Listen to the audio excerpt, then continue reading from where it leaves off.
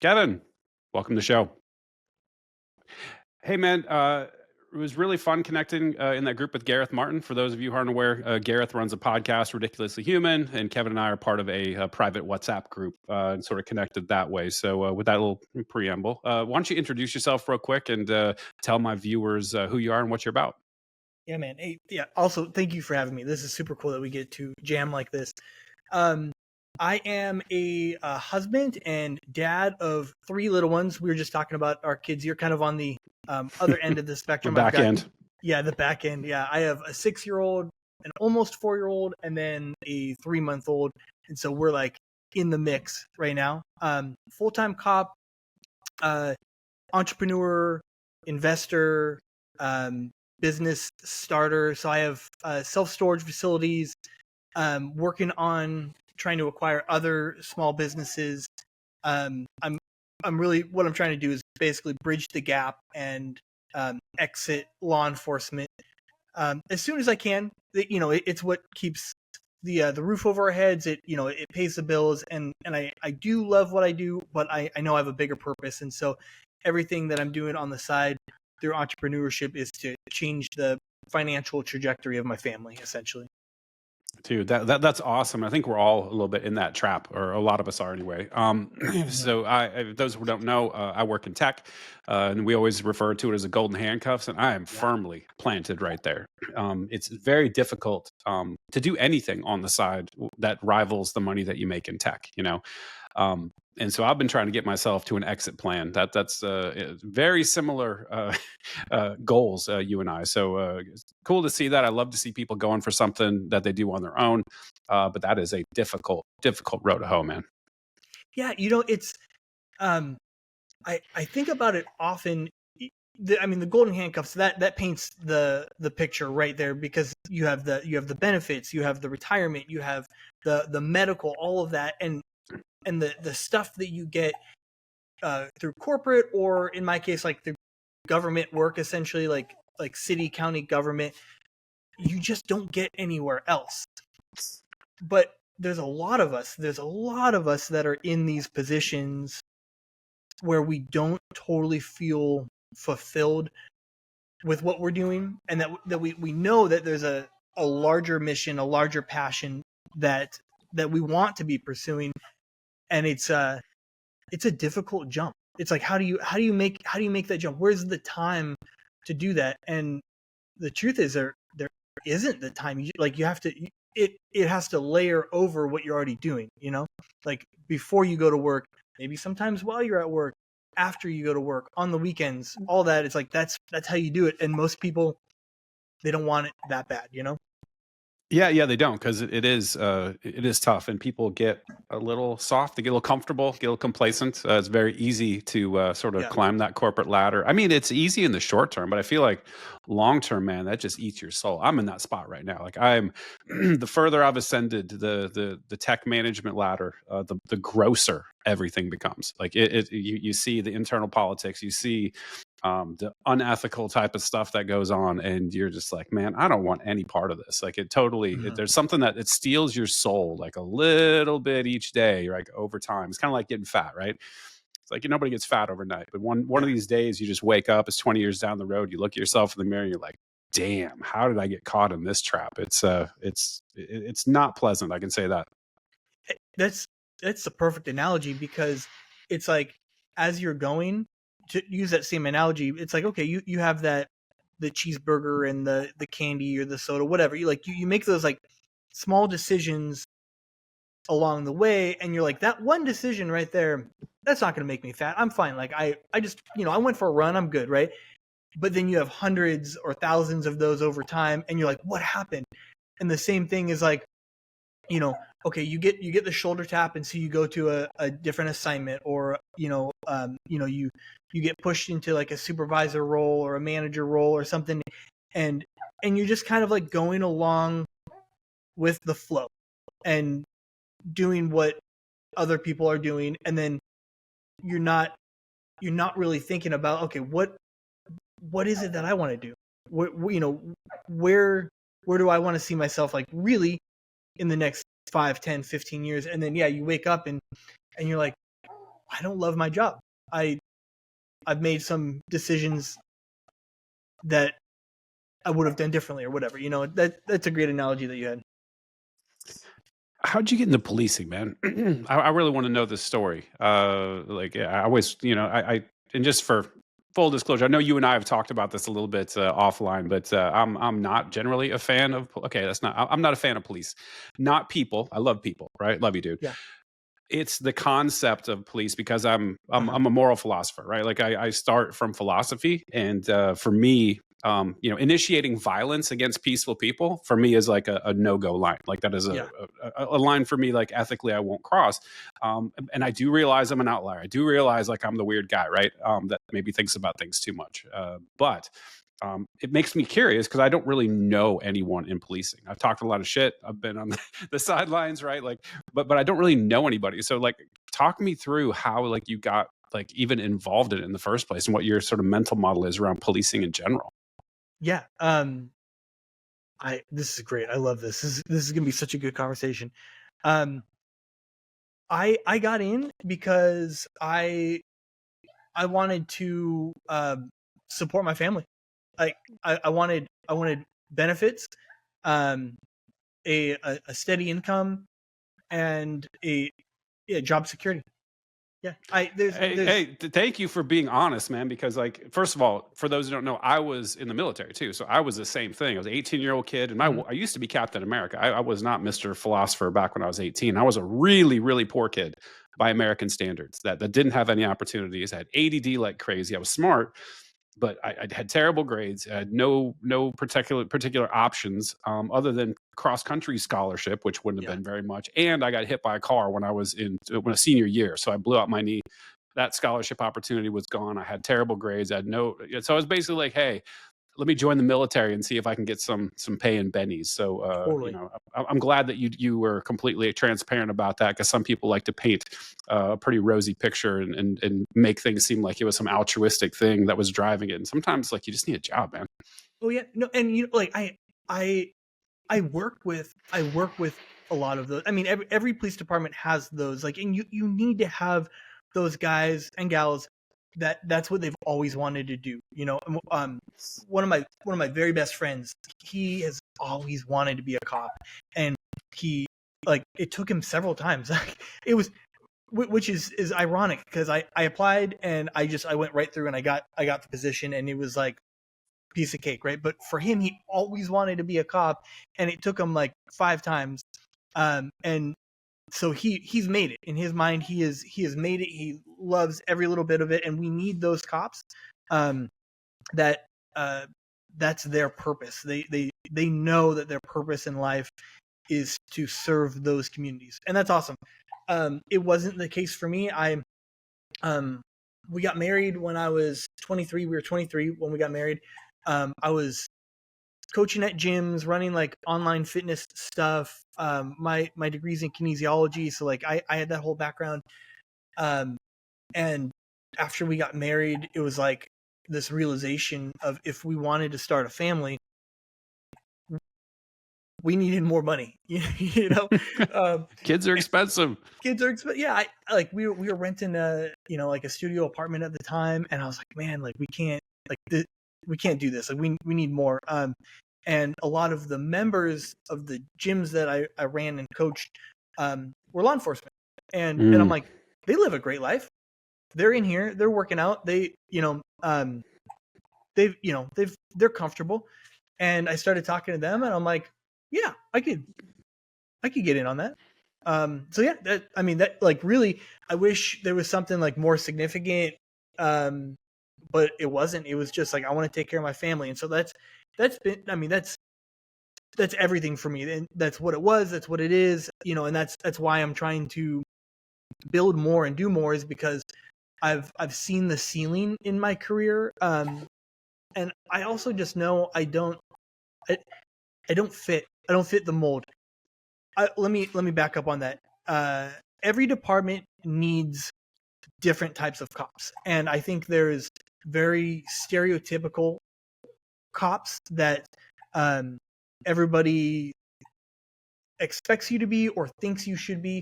Um, and maybe those are the cops that you see in the news, or those are the ones that are getting promoted or different things like that. But every department needs all kinds of people, different people. And that's what makes like a good squad, a good law enforcement department. So I shouldn't say that I don't fit in. I don't fit the mold of like a standard like high speed knuckle dragging gunslinging cop. But there is a role for me, and the type of policing that I am drawn to is needed. I just know that there's bigger things out there for me to do, and it's just a matter of time when I get to do those full time, right? Got it. Yeah. And I completely know the type you're talking about, and this is the type that I typically talk a little bit of shit about. It seems like this particular field is magnetic, and certain people are drawn to it. It's the hall monitor types. It's the types that have a need to assert authority and dominance over people and kind of fuck with people. Ex-military. Yeah. I mean, well, it might be that, or it might just be kids straight out of high school. It just seems to attract a certain type of person who really revels in the idea of being able to boss people.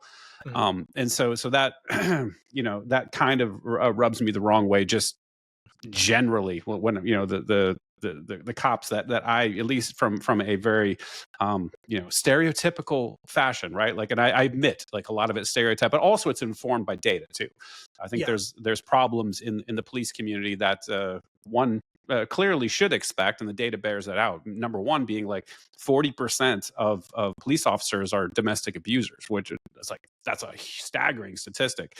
But it's gnarly, when you're exposed to not only seeing some of the horrific things, I can't imagine some of the things that beat officers actually encounter and see, but also being comfortable with, initiating violence against people. I think there's something that gets wired in your brain from an aggression standpoint that I'm not sure exactly what it is, but I think it's very similar to like troops that come home from war and stuff. Like you get a little bit messed up, and it seems like that's a profession that's pretty easy to get messed up by. Tell me if I'm wrong.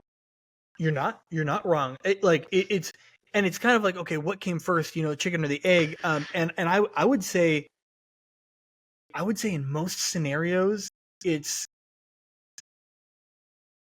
that, how should I phrase this? They weren't that person before they started the job. I would say in most scenarios, they were not that person. And it's due to the things that you see, the situations that you're part of, the times that you've almost died, right? And you're like, oh, like, that's a memorable situation. I need to change my behavior. Maybe you get real deep into certain details, and you're associating closely with criminals because you have to. There's stuff that you end up doing that really shapes your behavior everywhere else, and if you're not able to switch it off and draw that line when you go home, which a lot aren't, like, that's who they are. They wear the badge, they are the badge everywhere.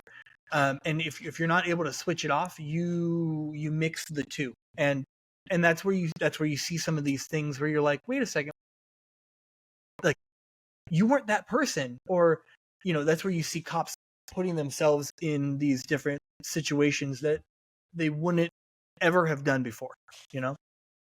Yeah, and I think you're right. I think something does go wrong biologically with people. I think I'm a brain science nerd, but there's a part of your brain called the amygdala. That's like your threat center, your threat detection, right? So it sort of, anytime you encounter any sort of threat in the real world, the amygdala registers it, and it keeps it there for future reference. So if you see a bear, right, and it attacks you, you're like, oh shit, that thing is dangerous. If I see one that looks like that again, stay away, right? So there's this sort of thing that is into your psyche. But if you look at people that have a lot of encounters with stressful situations, right?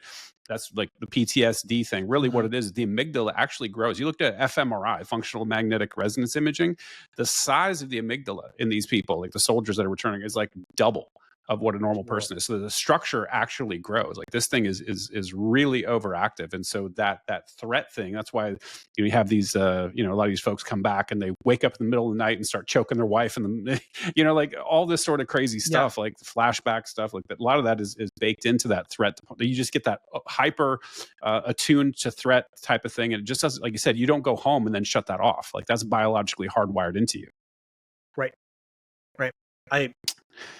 So that's exactly what I was getting at, is like it's there, and it's based on the situations that you come across, and it just kind of builds. Yeah.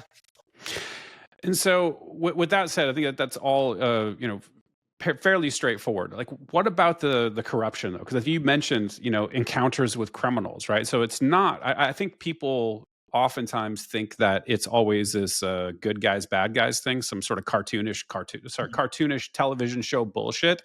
And I think we know that the reality is, you have your your informants, you have connections with criminal elements. You're constantly somehow interacting with them, whether you're a detective, whether you're a beat cop, whatever. I think you start getting hooked in, and it's very easy to become corrupt, right? So be on the take. I think there's a lot of officers that are hooked into some unsavory things. What do you know about that, man? I'm not sure what you can say about this being a cop, but I would like to know what the reality of that is. Yeah. Also, give me 1 second. Yeah, no worries. Give her a mic and headphones. We'll bring her in. Ask for her opinion. I'll narrate this. So, she has like a tiny little cut on her hand, on her finger. Boo Boo Patrol. And she brought me gauze. That's not enough. Tell her to get more. Yeah. But it makes her feel better, so we're doing it. And this is a terrible rap, but here. I am not cutting this out. This is staying in the episode. You good, baby? Okay. Like that's a tough one, because there has been officers that I've known that have leaned the wrong way and gotten involved in things that they shouldn't. But like I don't know how different that is from other professions. Like I guess I don't have anything to compare it against. Well, it's a unique situation, right? Because like every day when I'm in the office, there's not somebody that's trying to move 5 suitcases full of cocaine or something like with that type of value. I know that there is corruption in the white collar world. I do know that there's influence that's peddled and deals that are like.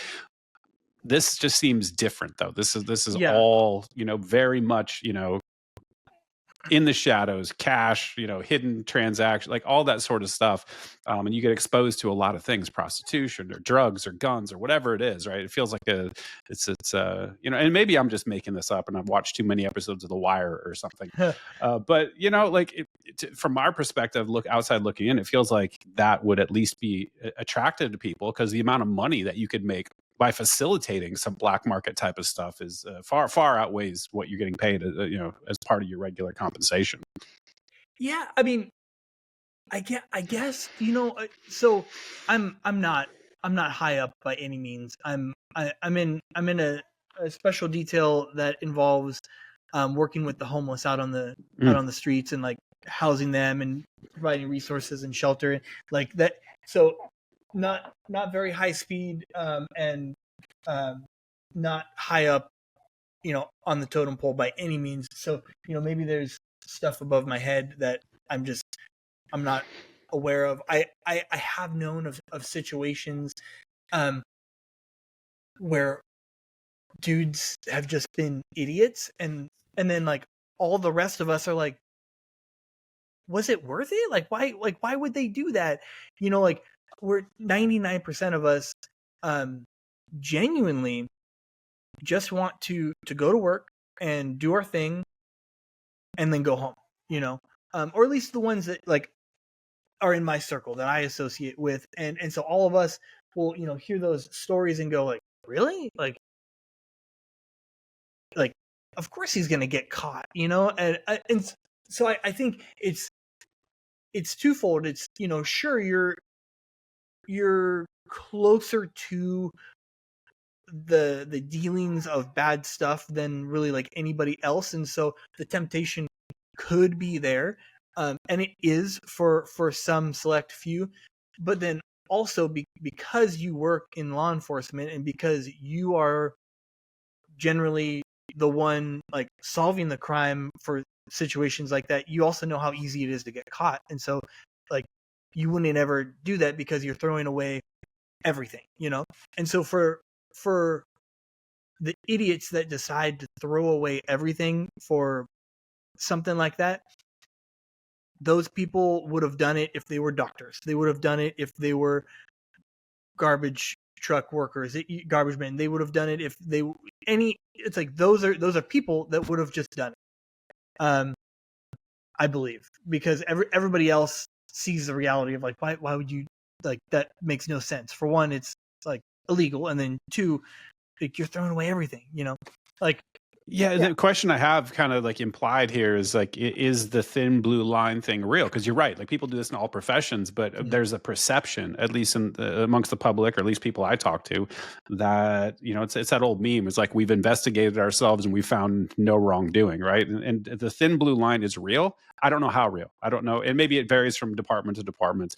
But I think the public at large generally thinks that there's some shady shit going on, and oftentimes if police are involved, unless it's like inescapably, going to go out to the public, like people will close ranks and will sort of protect officers that might be involved in some shady stuff. Yeah, I see what you're saying. Which is, you don't have that, right? Like if you work in a corporate job, or you're a lawyer, or you're whatever, like this stuff, just there's no concept of thin blue line in the corporate world. Yeah, I see what you're saying. Yeah, I mean, we are all really tight for sure. But at least today, man. And you know what? Like it's definitely. I only can speak on my department. Mm-hmm. I've heard stuff from other departments, but I haven't experienced stuff from other departments, so I can only speak on mine. And being in California, like the eyes are on you just all the time. Southern California for sure, I mean everywhere, but California, the pendulum has almost swung the other way, where what you're saying was definitely more prevalent 15 years ago, 20 years ago, and I've heard stories that are just like how are you not in federal prison, but now it's definitely, there's not a whole lot that we can do without getting our hands slapped. Got it. And so, this is good. I mean, it's swung in a good way.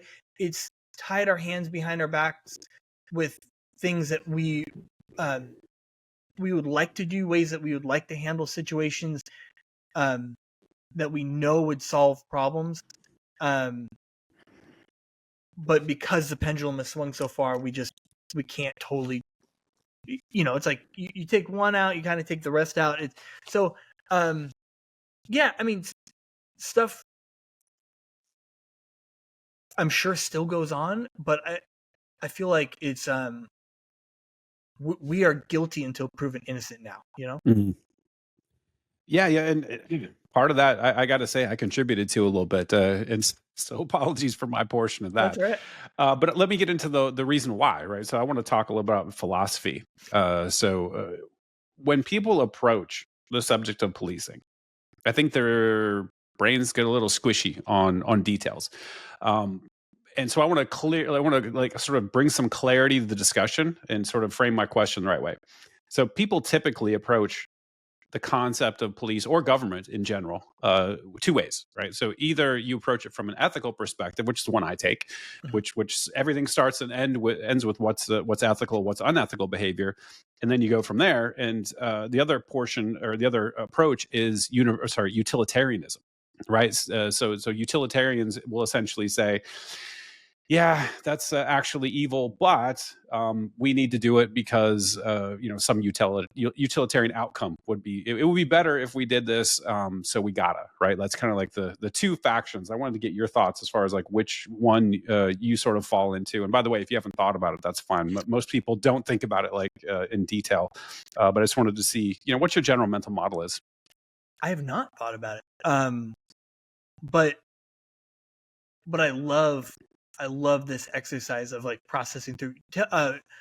Go through those again, and I'll kind of process as you say it, and I should have something when you finish. Sure, I'll even bring some more context, right? So give Okay. you sort of my mental model first. I was trying not to pollute your pollute your thoughts with my thoughts, but essentially, I come from a school that says initiating violence against somebody, not self defense, initiating violence against peaceful people is always unethical, right?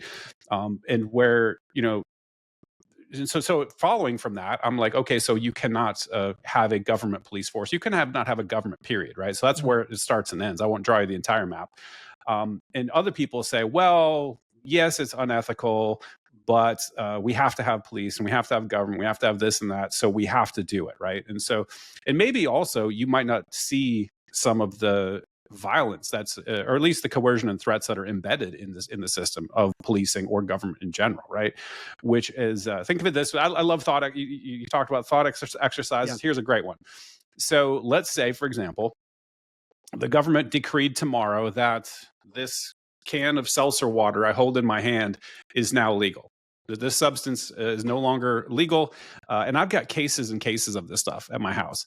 And you, being the police, get a tip that, hey, Brent, he's got this seltzer water at his home. And then you come to my house and it's like, knock on my door. And then I'm like, I don't want you to come in. And you're like, well, we're going to bang your door down and throw flashbangs and put you on the ground. And if I try to defend myself from that assault, then I'll get murdered, essentially, right? So that's kind of like the full arc of how I see policing going, or government in general, enforcement That of any escalated type. quickly. Well, I mean, I was trying not to make it take forever because most people like I usually do this thing where I ask the questions like, okay, well, I would be like, well, what happens next? And they say, well, they send people to your door. And it's like, well, I don't want to answer my door. Well, then I guess they're going to kick your door down. And like, okay, cool. And then what? And then, well, then they're going to arrest you. And I'll say, well, I don't want to be arrested. I want to be left alone. And they say, well, too bad. They're going to arrest you. It's like, okay, well, I'm going to defend myself from this assault. And they're going to say, well, then you just assaulted a police officer. And I'm like, well, hold on, man. Like, you cannot be the aggressor in the situation and they get to claim self-defense, right? So that's very slippery slope. Yeah. Yeah. Well, it's not a slippery slope. I think it's just being ethically consistent, like, and also legally, right? You look from a legal perspective, you're a cop, somebody who initiates violence against somebody or initiates the assault cannot then claim self-defense. That's a legal precedent. Like you'll go to prison for that. You'll get convicted of a crime, right? So to say that, hey, I can actually come to your house and I can knock down your door, throw flashbangs, try to attack you, and then if I shoot, then I'm in trouble. Like that's that's not ethically consistent. Like I said, you can make the argument that this needs to be done for X, Y, and Z purpose, but hopefully you understand. There's two categories. I got the ethical side, and then there's the utilitarian side. And so maybe just snap judgment. Like where do you sit on these things? Yeah. This is not a cop out. No pun intended. No pun intended. And I'll explain as I go. I definitely fall like fairly in the middle on a lot of this. And that also has to do with like who I am and then also the detail that I work. Like not everybody works the homeless outreach detail, Yeah. So it's a different breed of person that does well in that sort of setting.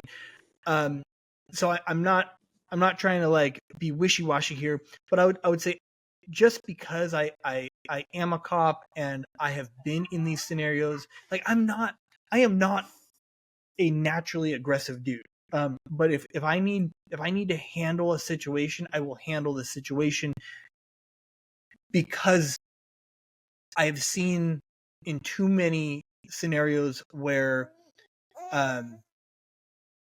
if you don't handle it swiftly, you get overtaken. and it becomes unsafe.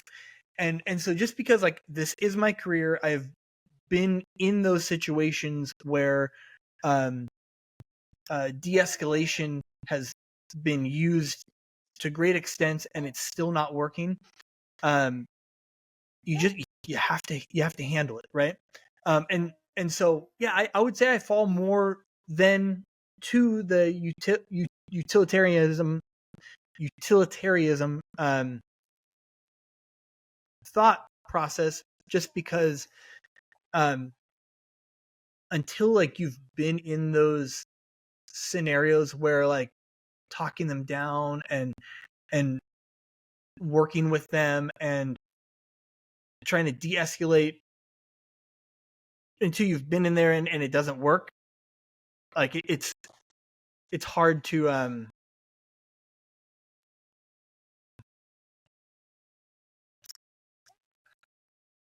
it's hard to know without being in there. No, I, totally get yeah. that. And by the way, I'm not trying to ambush you. I'm trying to have No. a very autistic conversation that's right in my wheelhouse. And so, apologies. I've just never talked to a police officer before about these things, so I'm excited.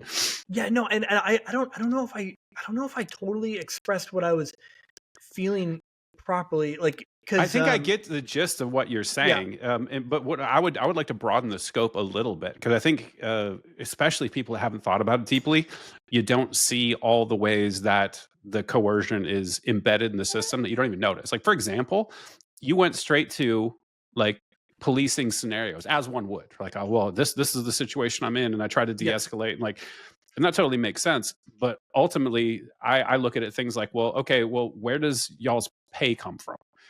Right? Like, it's Mhm. not voluntarily donated. It is stolen at gunpoint. Like, literally, people will get murdered if they don't pay, for police salaries and benefits and cop cars and all their supplies and all that stuff.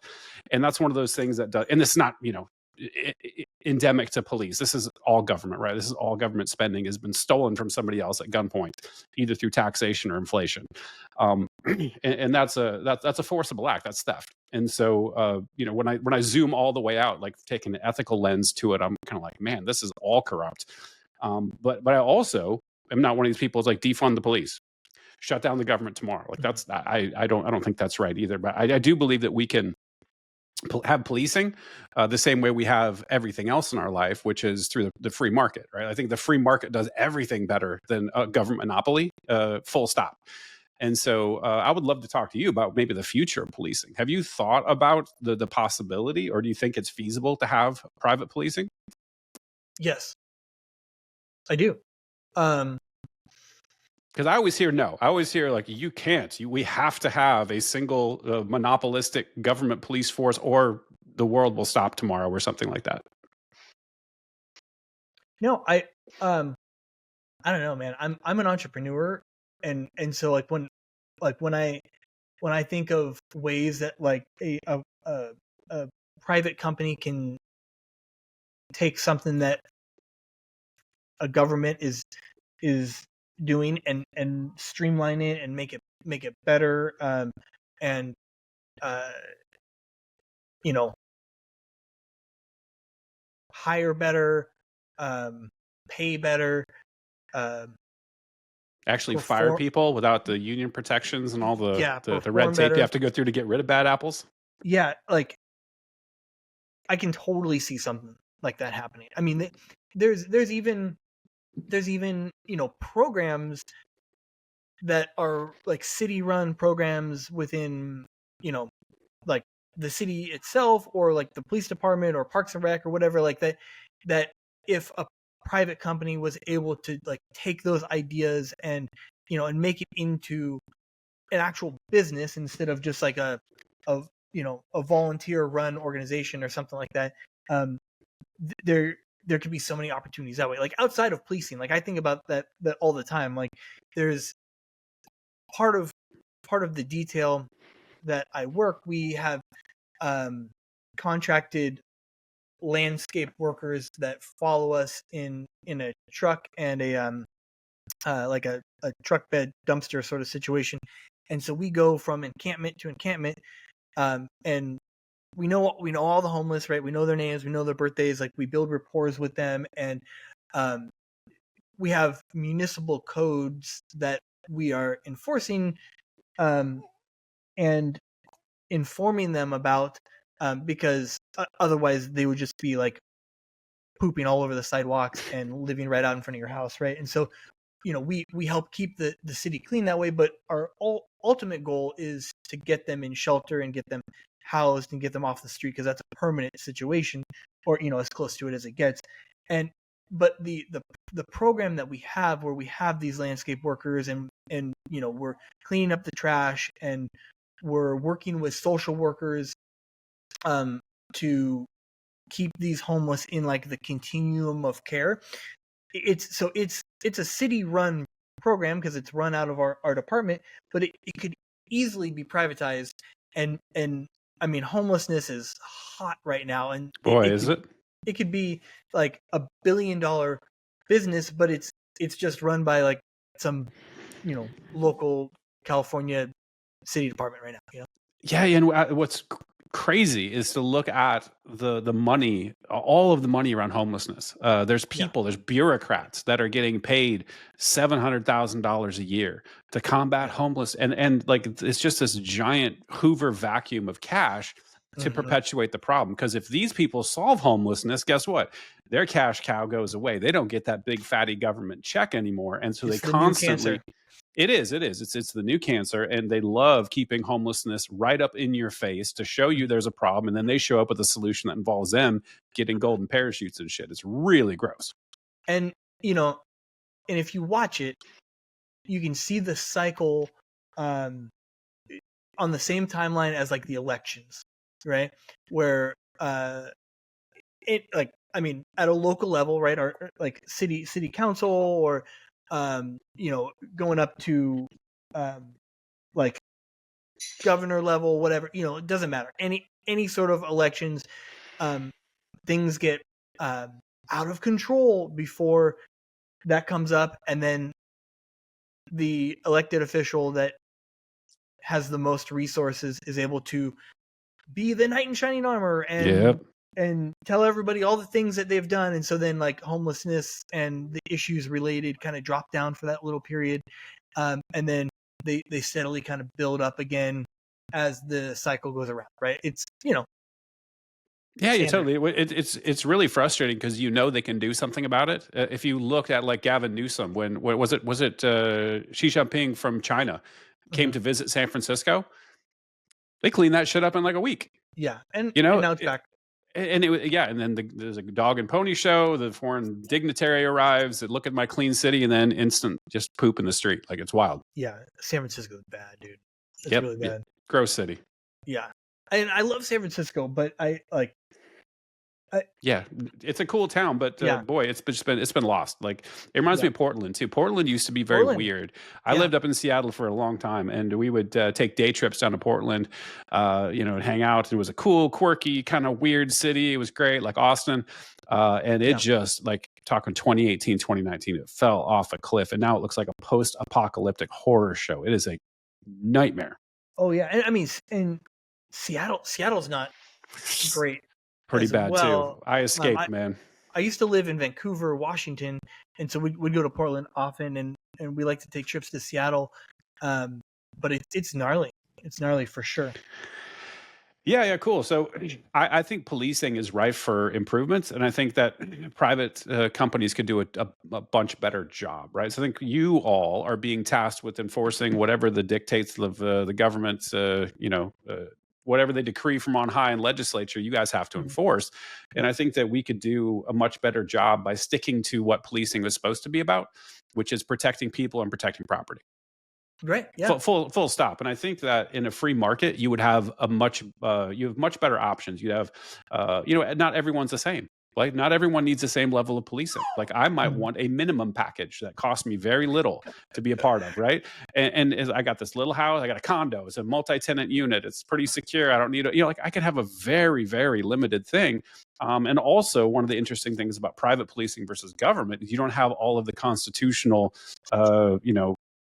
protections, right? You could waive those. In a private engagement, I might want to say, This cell phone I've got in my hand, it tracks me everywhere I go, or maybe some other device, right? Like you could have with Internet of Things and connected world that we're in, like we could have surveillance on us to make sure that our loved ones and ourselves are being tracked, right? If we wanted to agree Yeah. to it, not everybody would, but I think the effectiveness of what type of protection that could be provided for person and property would be astronomically better than what we're getting, and we're not doing this bullshit drug war, and we're not doing all this nonsense that really doesn't go anywhere towards protecting people and property. Yeah, it's a really interesting thought. Like kind of the rabbit hole to go down to think about that. And I don't think that's too far fetched at all. Like, I start thinking like kind of Minority Report style, like which is crazy to think about, but we're, like that's a direction that things could potentially go at one point.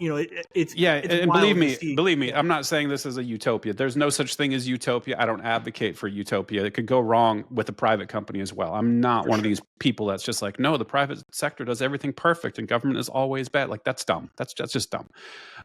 But what I love about private sector is that you competition, right? So for example, if my police force starts doing some horrible stuff that I don't agree with, like in today's world with a monopolistic police force provided by government, I can't be like, excuse me, I'd like to cancel my service, please. They're like, go fuck yourself. Like there's no option for that.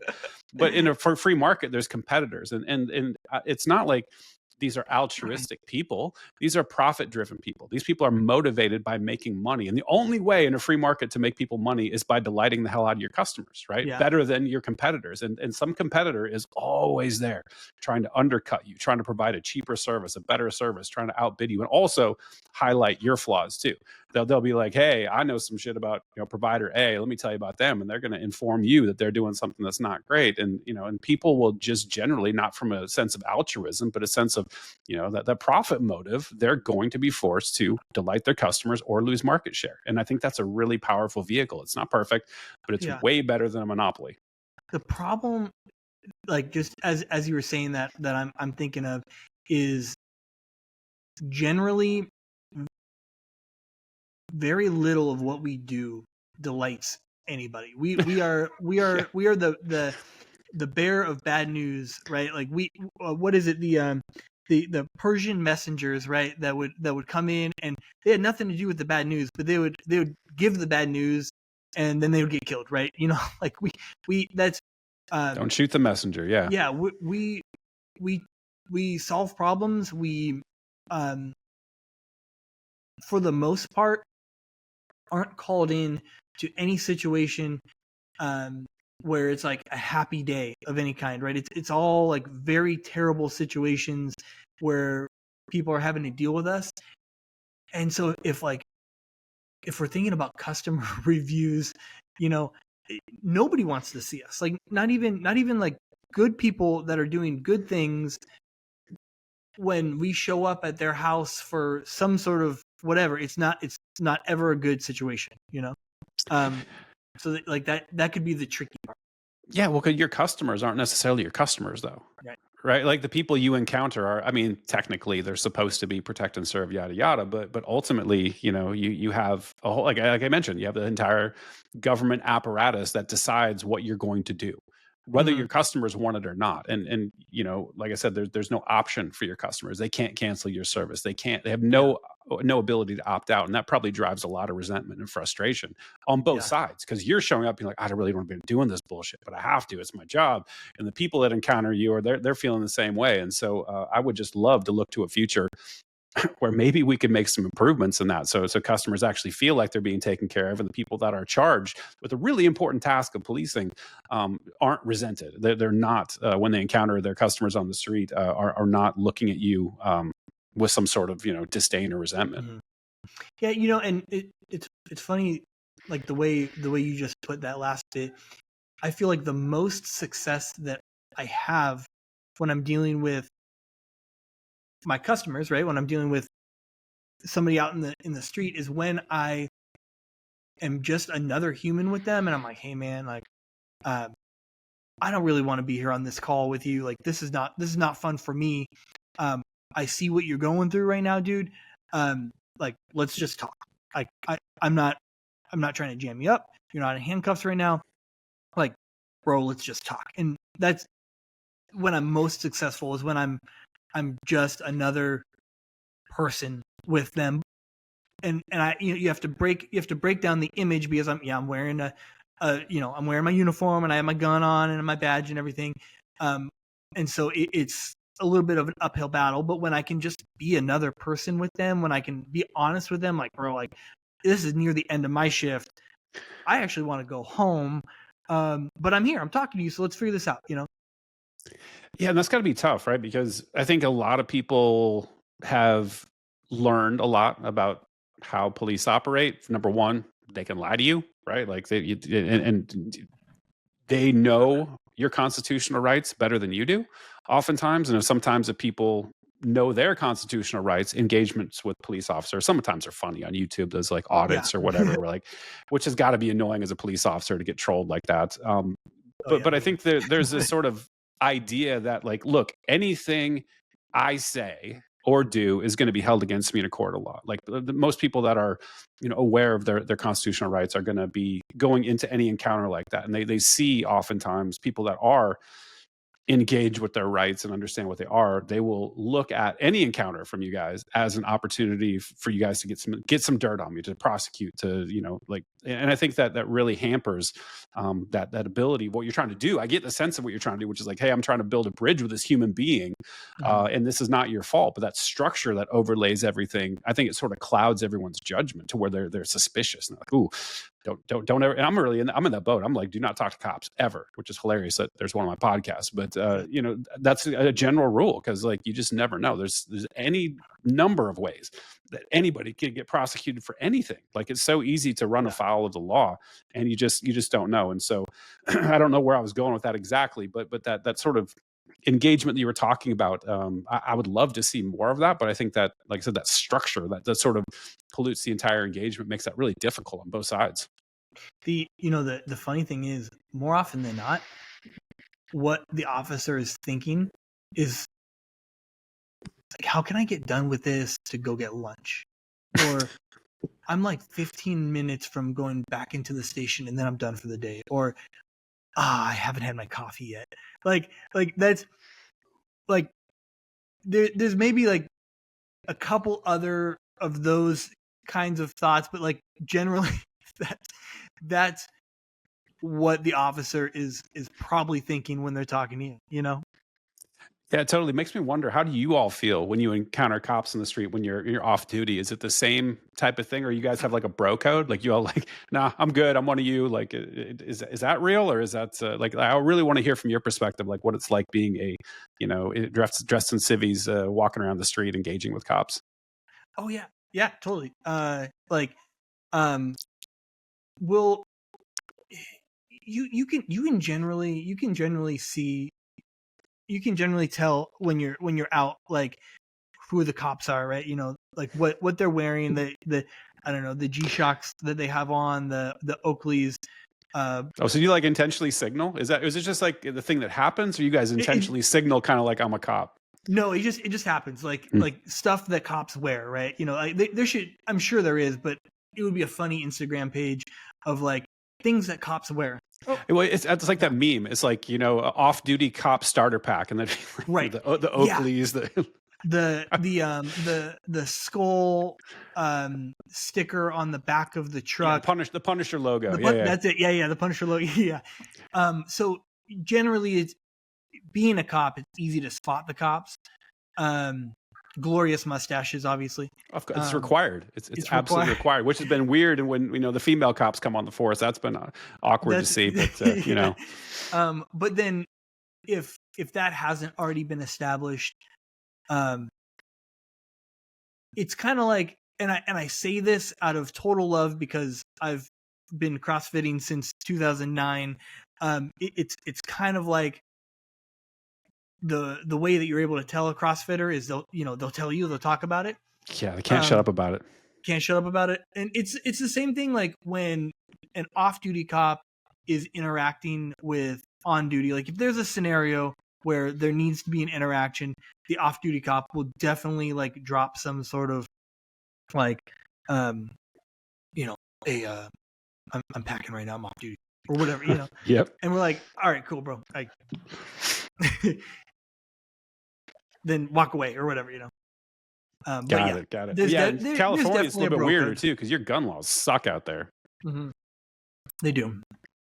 That's one of the things that I really loved about moving to Tennessee. Is like, man, they do not care. And also, I think the cops are way better here too. And this is one of the things that maybe polluted some of my understanding about cops, or maybe my preconceived notions about them, is informed by my interactions up in Seattle, in the Oh yeah. suburbs, right? Because they were aggressive. They were constantly speed trapping people, constantly pulling you over for any. I got pulled over for tags that are like 3 days expired, like. And in Tennessee, they don't give a shit. Like people, like I don't hardly see anybody pulled over, and I don't see cops bothering anybody. I haven't had any issues here, and the gun laws are great. Like I can just open carry. I never would. That's dumb tactic or strategically, but like just whatever you want to do, it's pretty cool, and they leave you alone unless you're like doing something really, really bad, which feels like that's kind of the way it should be. You should kind of just leave people alone.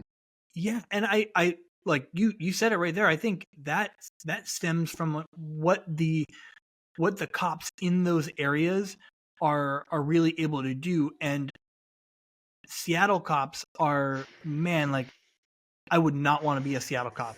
Like they just can't really do anything. Their hands are tied in so many ways. But hold on. This is the thing that I'm pissed off about with them, is that it's not that they can't do anything. They can, but they go after people that are clearly no threat. They're, like I said, they're doing this sort of pedantic shit. They're getting you for 2-day expired tag. They're doing all this extensive speed trapping. They're shaking people down for revenue, but literally it's a revolving door. Like this is terrible. When I was up in Seattle a couple years ago, I told some female colleagues at my office who were there for a summit, and I said, like, look, like, really, don't walk around at night downtown. They're like, oh, we've been here plenty of times. I'm like, things have changed. Mhm. Don't do it. And that night, 2 blocks from my office, some lady got bashed in the head with a baseball bat and killed by a homeless person who had 72 felonies. And it's just revolving door. They have these quote unquote nonprofit groups up there that bail these people out. And the justice system just like, yeah, fine. You got you got a bunch of felonies in the tank. Cool. We'll just keep letting you back out. And so the people they should be policing, they're completely hands off of those folks. And then they're hyper aggressive towards like the quote unquote law abiding, just like, just the white collar dorks just driving down the street. They're messing with those people because they're not a threat, but the people that are actual threats, they just don't engage with at all. It's really, really gross to see. Well, so like that's, I mean, I don't know that exact scenario, but that's not the cops.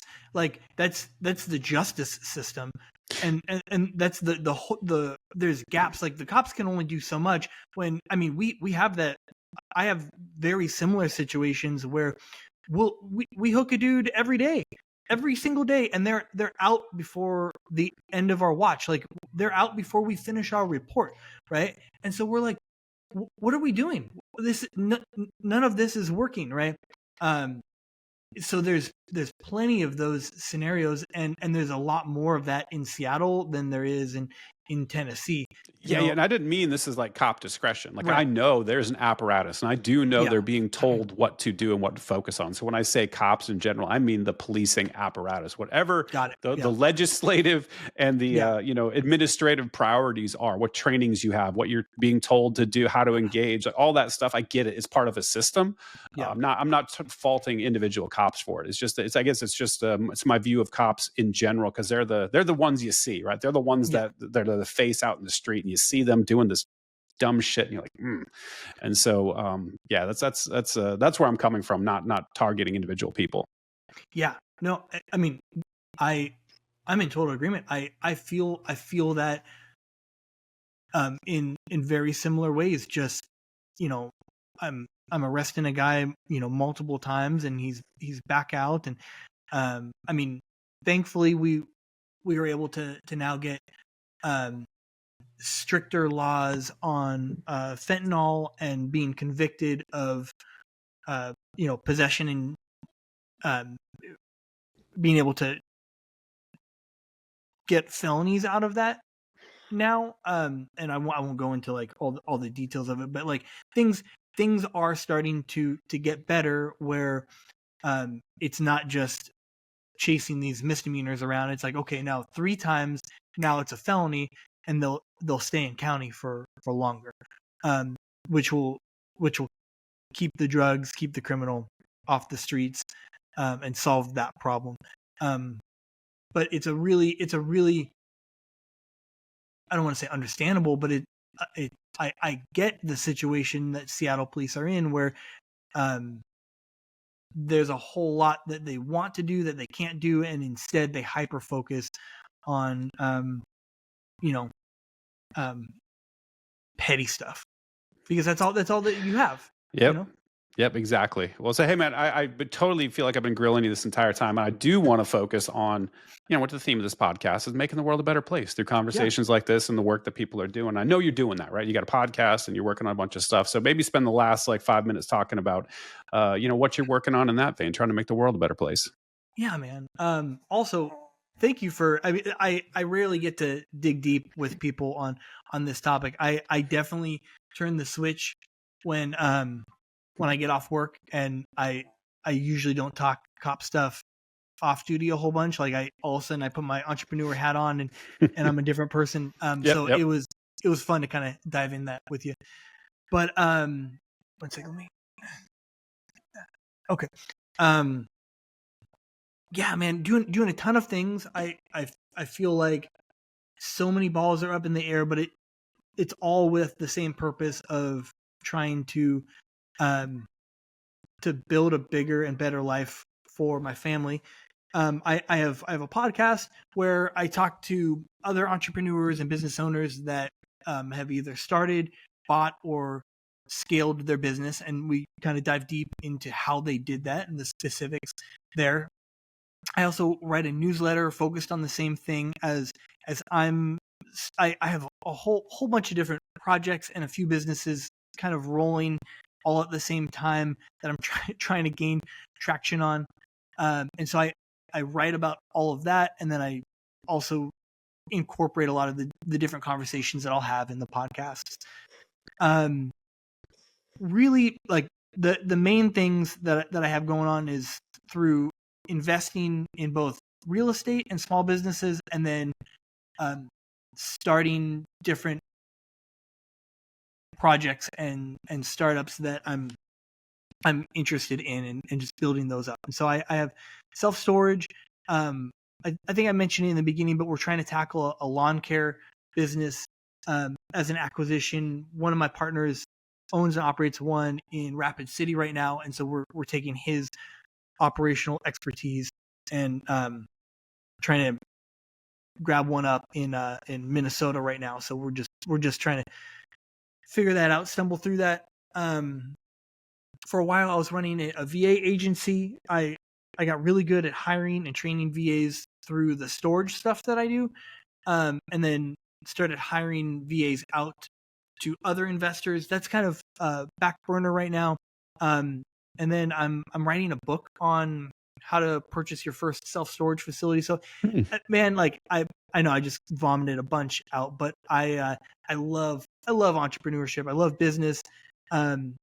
I love interacting with cool people like you and doing stuff like this. And I think that there's so many people out there that are working the 9 to 5, that have the golden handcuffs, that I think most people actually don't really like the jobs that they're in. Yes. I don't know what the stats are on that, but I would say that most people just clock in and out, and they're not really passionate about what they do. And I'm not saying people need to chase their passions, because I don't always think that passions are going to be as lucrative as you want them to be. But I am very pro being your own boss and the freedom that it comes with, right? And so that, that's what I'm trying to do, is as I'm building my empire, I'm trying to share the process that I'm going through, hopefully to help others do the same, Kudos, and a little bit of self promotion here. If anyone is listening, go listen by episode with Zach Yeager. He's the person who hired me into tech, and he bungeed out very early in his career and started a camper business and never looked back. And so that's that whole episode is about dropping the golden handcuffs and getting the hell out. So I'm just going to do the self promotion. So awesome. right at the end, man. So why don't you tell people where they can find you? Yeah, I mainly on Twitter. So x.com/Kevin as RX. That's ASRX. I have my newsletter that's attached to the Twitter if you want to read along with a lot of the stuff that I'm doing. And then my podcast is Start by BUY Scale. Start by Scale. And that's on Spotify. But yeah, mainly on X. I'm always on there. Awesome, dude. Well, hey, thanks for stopping by. It's been an enlightening conversation. Sorry, I made it felt like an interrogation, but fair play. You're a cop, man. You got to get it once in a while. But totally. Next time, man, let's do some entrepreneurship stuff next time, because this is I love this talk and this is super interesting to me. But I definitely don't want to feel like I'm jumping down your throat. And we can focus on maybe some business stuff next time. Let's do it. We'll get number 2 on the books. I think that'd be a great idea. But man, I had a great time. This was a blast. Yep, same. All right, dude. Well, take it easy. I know you got a kid that's bugging you, so why don't you go give her some love? Thank you, brother. Appreciate you. Bye.